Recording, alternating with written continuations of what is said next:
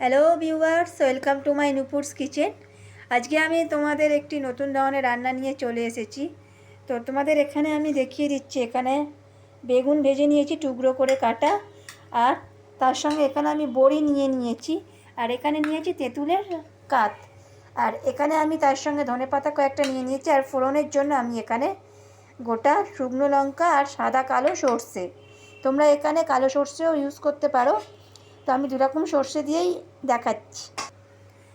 আচ্ছা, ফোড়নটা দিয়ে দিচ্ছি সর্ষে আর শুকনো লঙ্কা। আচ্ছা, এবার চলে যাচ্ছে তেঁতুলের পাক, মানে তেঁতুলটা ভালো করে জলে গুলে নেওয়া হয়েছে, একটু ঘন করে নেওয়া হয়েছে। এটা একটুখানি ফুটতে দিতে হবে। চলে যাচ্ছে সামান্য পরিমাণে নুন। আচ্ছা, এখানে দিয়ে দিচ্ছি, ঝোল ফুটে উঠেছে, 1 বাটি চিনি। যেহেতু এটা টক, একটু বেশি চিনি দিতে হচ্ছে।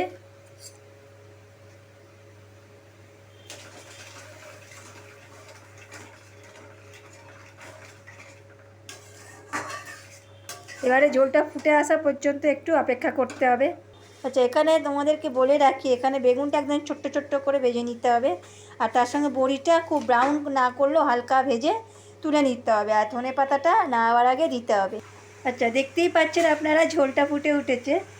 এবার আগে থেকে ভেজে রাখা বড়িগুলো দিয়ে দিচ্ছি, আর তার সঙ্গে ভেজে রাখা বেগুনগুলো দিয়ে দিচ্ছি, কারণ বড়িতে যেহেতু ঝোল টেনে নেয়। ভালোভাবে এটাকে একটু মিশিয়ে নিতে হবে। গ্যাসের ফ্লেমটা একটু লো রাখছি। যখনই গায়ে মাখা হয়ে আসবে, আমি এখান থেকে ওপর থেকে কয়েকটা ধনেপাতা আমি এখানে ছড়িয়ে দিচ্ছি। এতে করে খেতেও খুব সুন্দর হবে।